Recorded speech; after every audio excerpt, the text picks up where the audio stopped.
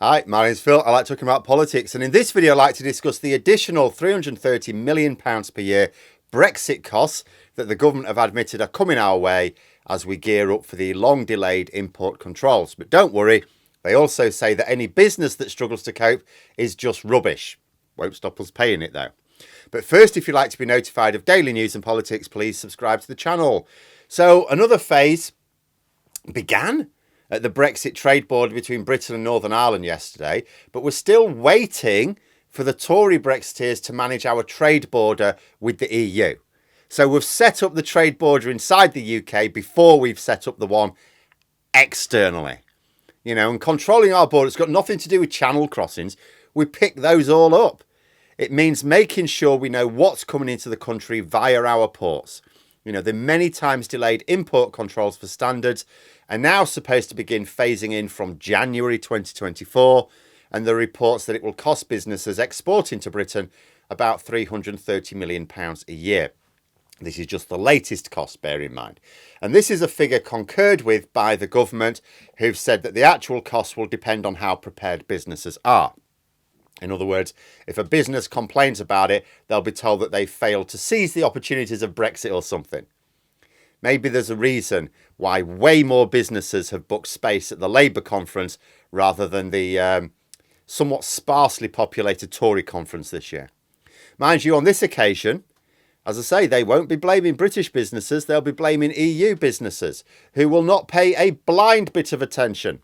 If the process means they can still turn a profit, fine, they'll carry on supplying us. If not, they'll just stop supplying us. I'd already talked about small specialist food producers like Fidelis, for example. They'll just have to stop exporting altogether because the cost simply won't be worth it. The cost of a health certificate will exceed the cost of their consignment. You know, ever since we've left the Single Market and Customs Union, we've been a customer of last resort for the EU. They'll fulfil our orders after everyone else. Not out of spite, but because there's a load of paperwork needed to do so. Like if you've got to dispatch a load of consignments and most of them don't require anything more than an invoice and a dispatch note, and then another one, it's like, all right, here's your 24 forms to fill in. Which one are you going to leave until last? And all you have to do is make the process so much of a ball ache or cost that your business can do without it, and we lose another supplier. We already have noticeable shortages of foods for anyone paying attention, and fresh fruit and veg is frequently not that fresh either. It's very hit and miss. Like I got tomatoes this weekend from Ocado, and they tend to be a lot better. A lot of the time it's not bad. But they arrived on Saturday, they were already past their best. You know, we're paying more for less choice and noticeably lower quality these days. Oh, but that 330 million extra Brexit cost a year. You know, we're supposed to be grateful because the government say, well, it would have been £520 million more. But their system is a lighter touch. They're applying a lighter touch system. Now, what does that mean? Well, the EU applies standards controls to British goods now at a level necessary for them to have confidence in the integrity and safety of their market. However, we cannot do the reverse because it's impossible to set up enough staff and facilities to do that without completely strangling our flow of imports into the country. Tesco would resemble old Mother Hubbard's cupboard if we tried. So we're going to apply a lighter touch, which basically means focusing our attention on what are considered the highest risk goods. But that means either not paying much attention or in some cases not paying any attention to lower risk goods. Now, lower risk doesn't mean zero risk, still carries a risk. So it's a green light to smugglers again. And we are still playing fast and loose with safety standards in order to prioritise the flow of freight into the country. So our standards controls, when they are implemented, will be at a lower level, a much lower level, than the EU's reciprocal versions, which is mad because we are way more likely to import dangerous animal diseases from the EU, though usually indirectly from Africa, than they are from Britain. Also, Labour's Stella Creasy, the chair of the Labour Movement for Europe, did point out that it's not right for the government to claim that they're saving businesses £520 million. She said that they are costing them £330 million and that it is a Brexit cost. And I had a couple of other things as well. The government aren't applying lighter checks to save businesses £520 million. They're doing it because there would actually be civil war if we were, not there'd be much of a civil war because the Tories wouldn't have many people fighting for them, but there would be huge civil disorder if we were to fully replicate the EU standards controls in reverse. It's simply impossible to do so without creating massive and permanent food shortages. The second thing is, you may be thinking that, well, this is the cost for EU businesses, isn't it? I mean, British businesses have had to pay the costs for the EU standards controls. We've had to absorb that. Well, they'll just have to absorb these costs.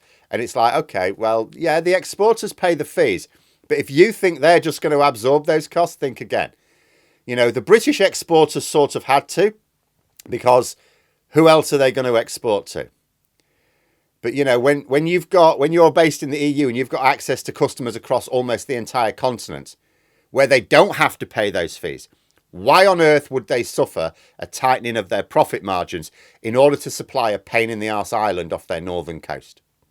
Now, they will put up their prices for us. We will be paying it. And I mean literally we, because British businesses have already taken their Brexit hits. The costs will be passed directly onto the consumer. Also, from the point of view of EU exporters affected by this. So far, exporters to Britain have only had to deal with customs paperwork. So we left the customs union single market at the same time. The EU applied customs and standards controls immediately. We don't currently have any standards controls in place, and we haven't for years, which is insane. As soon as we start phasing these in next year now, unless they're delayed again, those EU exporters of products of plant and animal origin will also have to deal with standards paperwork.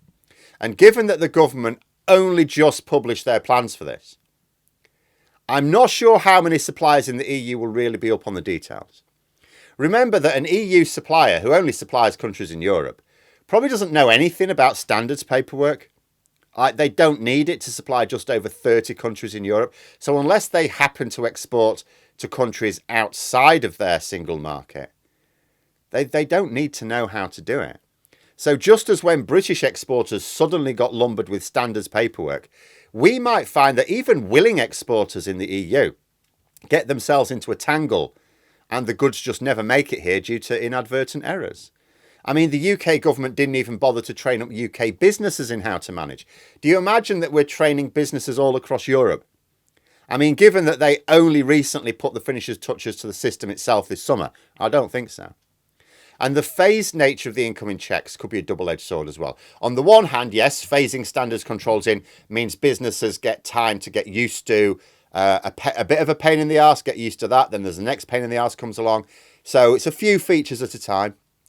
On the other hand, it means that every few months the process of exporting to Britain gets worse and some businesses might just decide they can't be arsed with it.